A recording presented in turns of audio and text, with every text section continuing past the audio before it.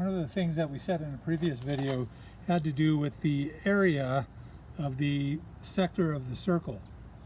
And it was that the area was equal to 1/2 r squared theta, as long as theta is measured in radians.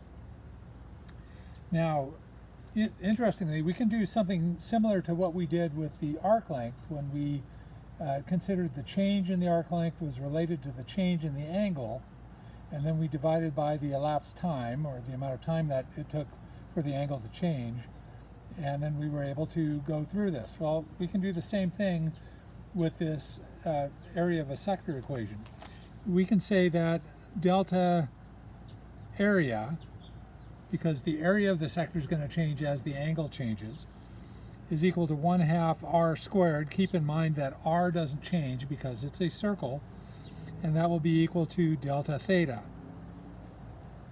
Or rather, theta can be replaced by delta theta. Okay, so delta A is equal to 1/2 r squared times delta theta. Then we're going to divide both sides of the equation by delta t,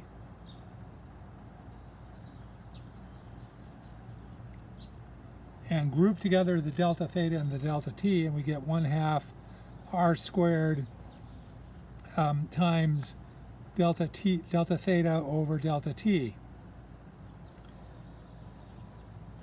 Now, at this point then, this is going to be the rate of change at which the area is changing, the rate at which the area is changing. So as the object goes around the circle, the area of the sector is going to be increasing. Okay, but then we said before that delta theta over delta t, that's what we replaced with the Greek letter omega. So that means that the rate of change of the area is going to be equal to 1/2 r squared omega. Okay, so that's another equation that we want to keep in mind.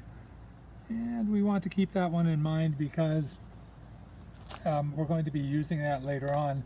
This is related to another law of Kepler. We talked about earlier in some other videos, we talked about Kepler's third law, and we used Kepler's third law to calculate stellar masses using exoplanet orbital data. And so we're going to see how this works out in deriving another one of Kepler's laws.